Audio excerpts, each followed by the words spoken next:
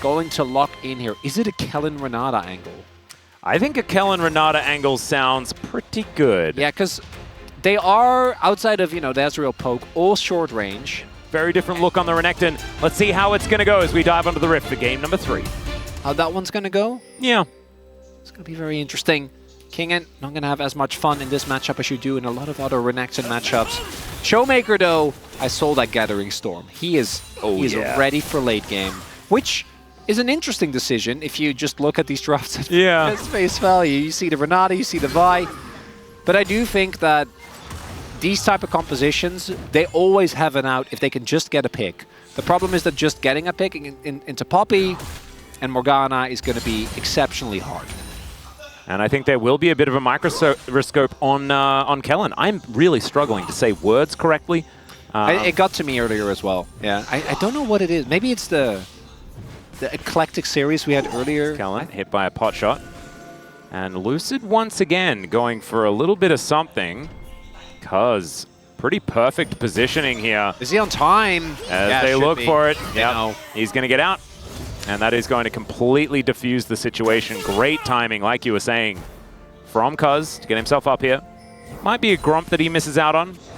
Huang Dongden was able to make it happen this time around. Not the case. Don't want to run the risk of like trying to go into an extended 1v1, level 1 fight, rather, against the Kalista. And now they get the Dragon. Great back timings to come through here for Aiming and Kellen's one. If this is a Chemtech Drake next, we are in for another fun time, and we've had so many.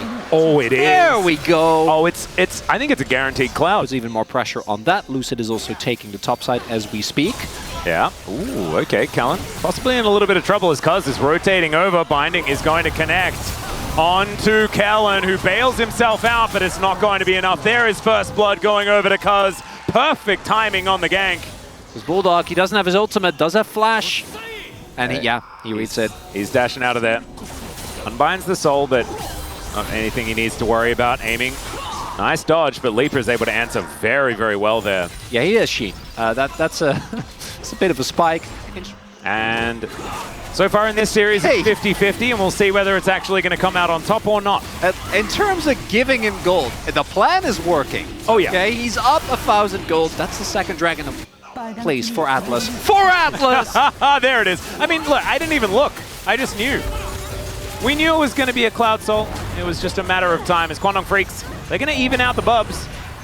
Throws out a Zenith Blade, as Kingen, you can see, in that brush, ready to teleport if they need to. Oh, DK wants to fight for sure here. Look at their spikes. Oh, yeah. Blade of the Rune King is done. Well, we're going to press that teleport button. That's a great ward, and there it is. They pull the trigger as Lucid. He comes on over. It's not going to be the Herald secured, but can they find the fight?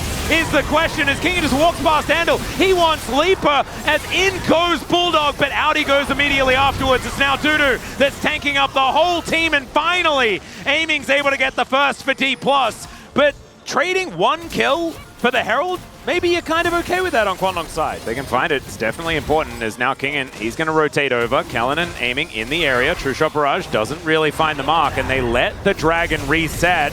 In they go, though. Callan looks for the handshake, and he'll find it. Andil goes in and goes out via the Death Chamber.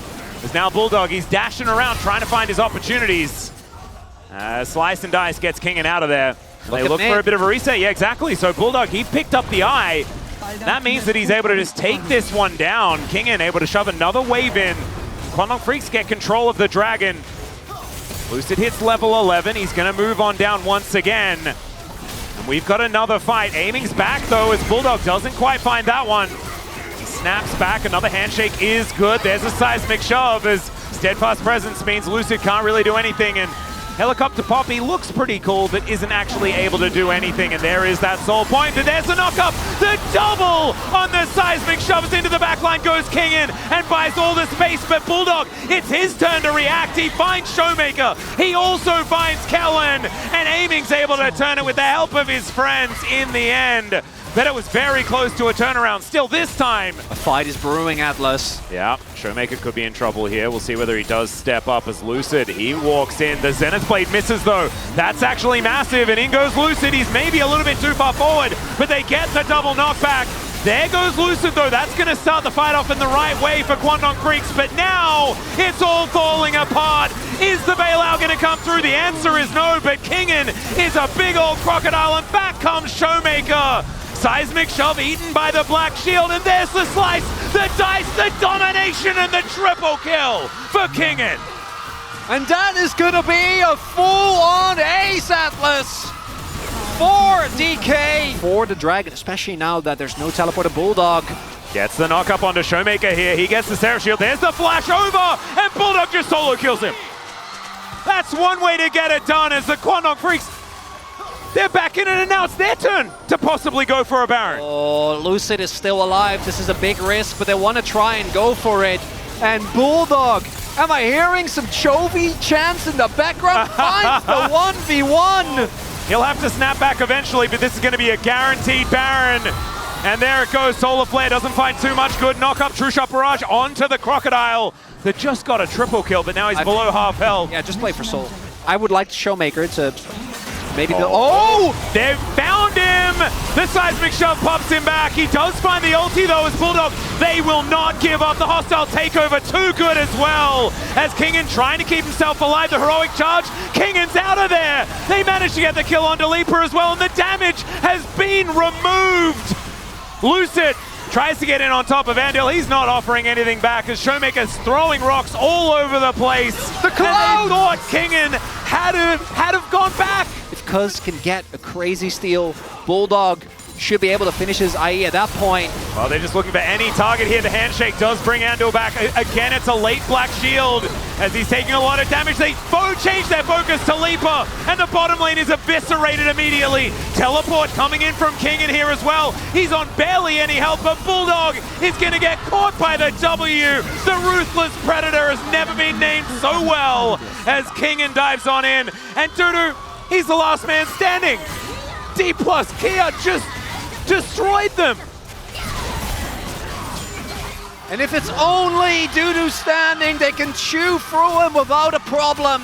Yeah, there was some Black Cleaver stacks that time around, I think. As long as he can output enough damage, there is an angle. He needs to get into the enemy backline. He's on a ward. True Shot Barrage finds absolutely nothing, though. Wall's going to come down. Showmaker splits the battlefield as Dudu tries to get rid of the Kalista, and he's successful in doing so. Lucid gets rid of Bulldog, though. Dudu is burning down, and Kingen is a crocodile possessed. As they dive in, the Yone gets taken down, and once again, it is just a wipe from D+ Kia. They need none of these objectives. They will ace them where they stand, and D+ will be second place at the end of week 3.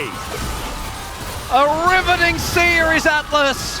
Game number 1, a roller coaster. Game number 2, a stomp, and game number 3, different from either, really. It felt like Kwangdong were so close to making the leap to that promised late game, but they just never got there.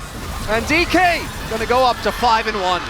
What a bounce back after an arduous game number 1. We can get it. Yep. And they said also, head coach, keep your promise. And we don't actually know what the promise is. I assume it's a good dinner. That's often what it is. And so maybe that's what it was.